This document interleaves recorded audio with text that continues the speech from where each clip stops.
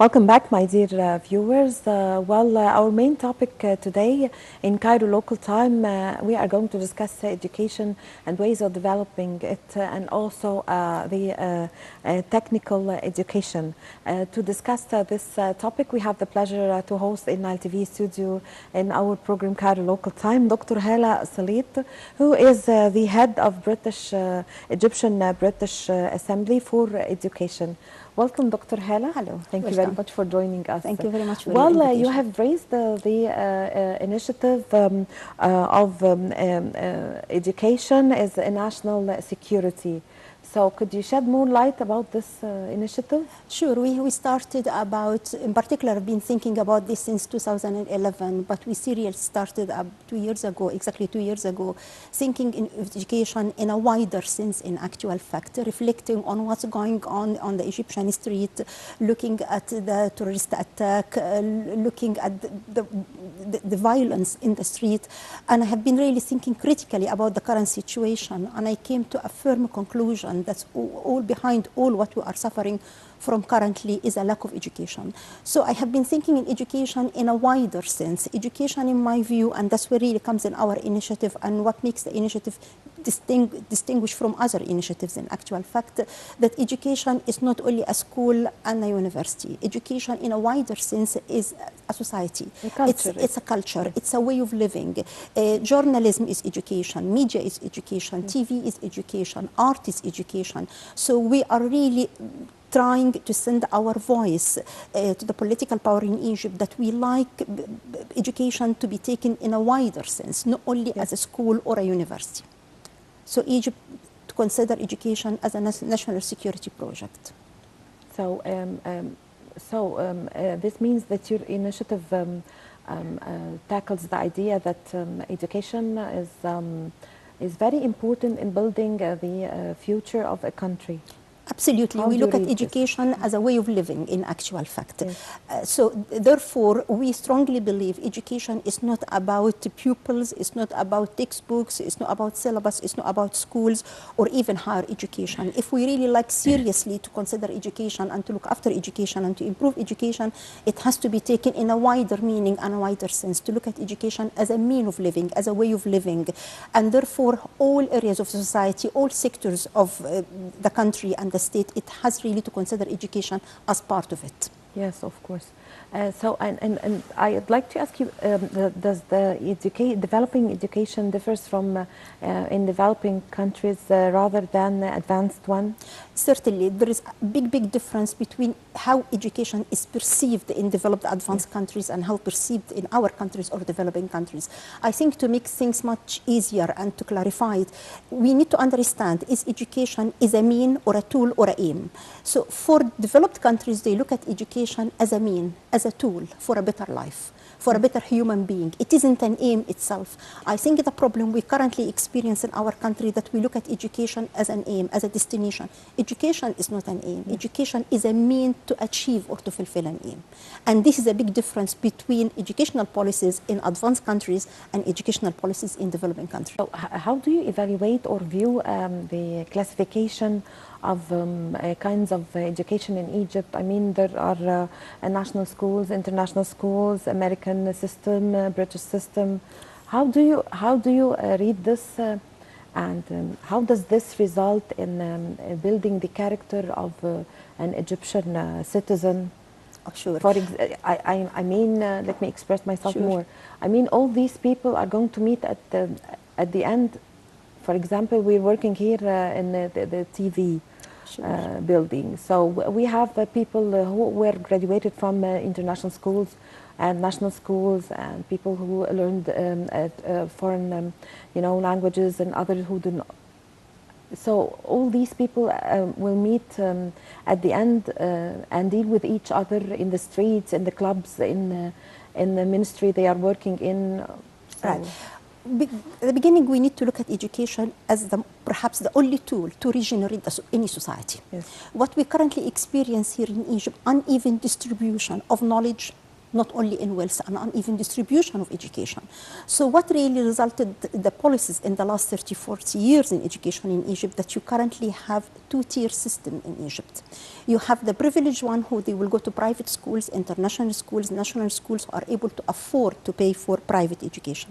And they have the rest of the society who goes to Egyptian schools or the state system who are really unable to afford education. So you end in actual fact in two-tier system. And currently what we experience in Egypt, not only two-tier system, we experience very fragmented system, which I think is quite damaging, to be honest, to the Egyptian identity and to the whole country. So you have British schools, you have French schools, you have American schools, you have now Japanese schools, you got Indian schools. It's not only British and international and French, it's systems. Absolutely. Yes. This is a danger. I'm talking about the system, absolutely. not the language, of course. This is a danger.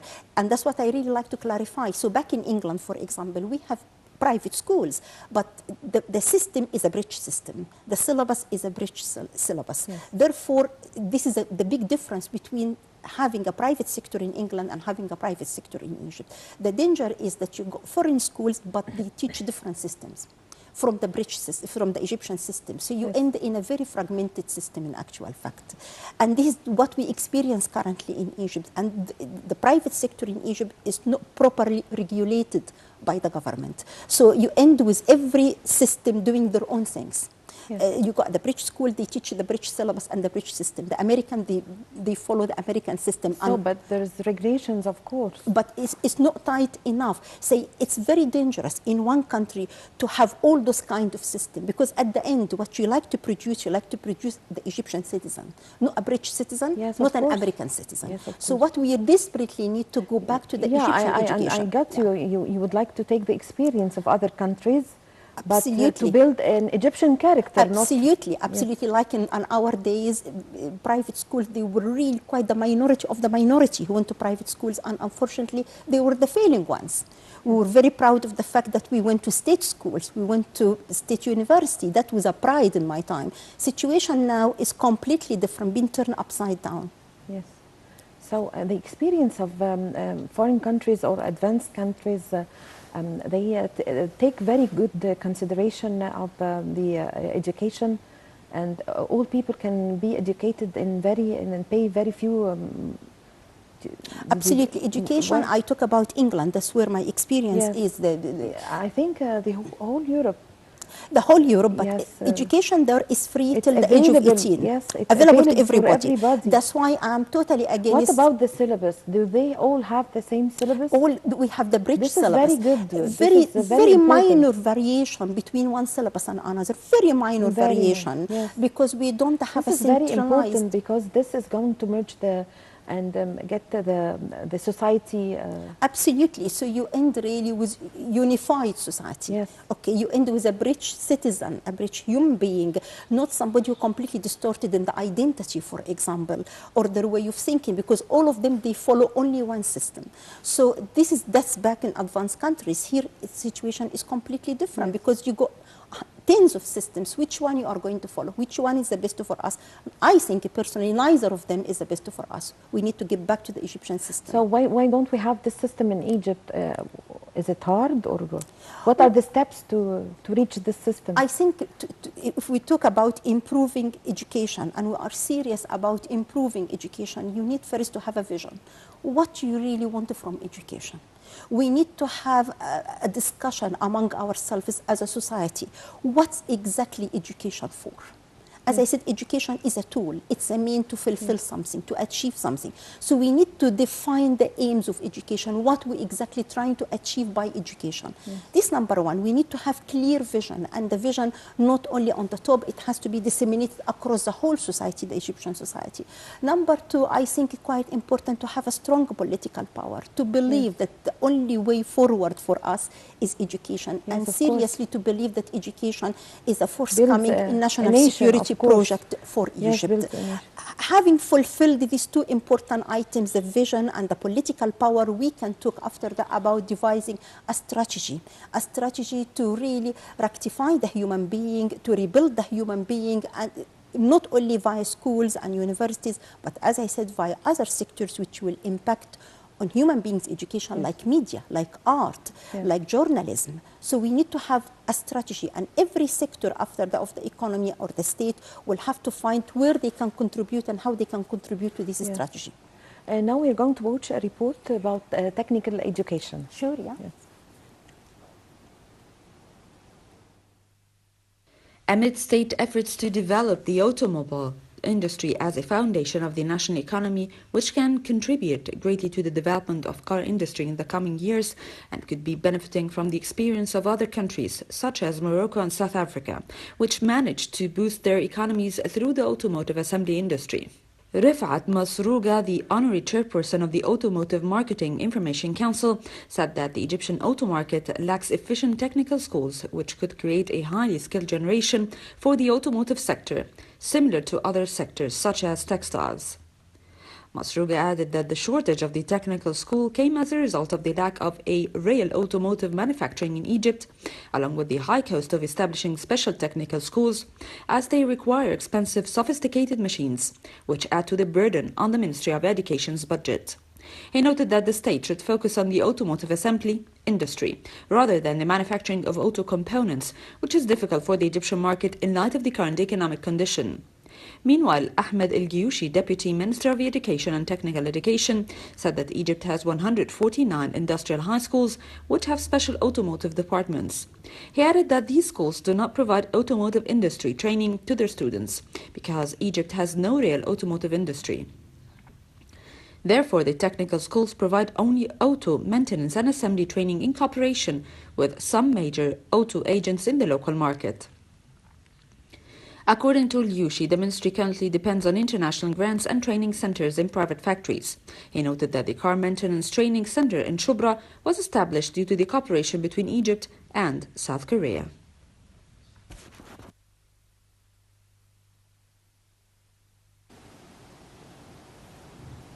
Welcome back. We continue our interview with Dr. Hالة Slit. Dr. Hالة, we'd like that you shed more light about the technical education in Egypt and the tools that is needed to develop this technical education. Sure. I think first we need to distinguish between vocational and technical education because there is a big misconception about this. Not every vocational education is a technical education, but every technical education is vocational education. And there is definitely difference between vocational and technical education, which perhaps the term is not quite popular in Egypt. Certainly, there is serious and genuine effort to improve technical education in Egypt and vocational educations as well, but we can get back to this later. However, I think personally, the only way forward to improve technical education, that we look at technical education as a responsibility of the whole society, is the state. Every one of us is responsible to develop and improve technical education. Business people, for example, the business sector and the private sector. I think the biggest mistake that we look at technical education as only the responsibility of the Ministry of Education. This is not going to work because it's a huge, big agenda and every one of us got a stake into this agenda. So we need to look at technical education in a holistic manner, that all of us really got interest in improving this technical education because in my view it's the vehicle for economic development in Egypt.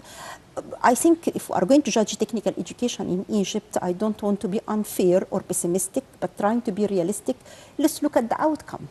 You can judge anything by the outcome.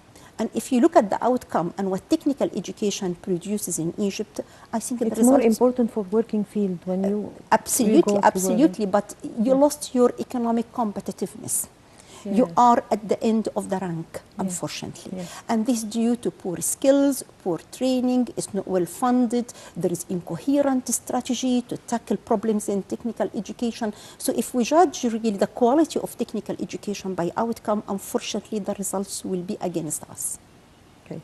Thank you very much, Dr. Hالة Slit, the head of the Egyptian British Assembly for Education, for joining Nile TV. Thank you very much for your invitation. Thank you. Well, with this, my dear viewers, we come to the end of this episode of our program, Cairo Local Time, during which we've brought you the latest political, economic, and also social events that are taking place in Egypt. I'm Amal Mukhtar. Thank you for watching.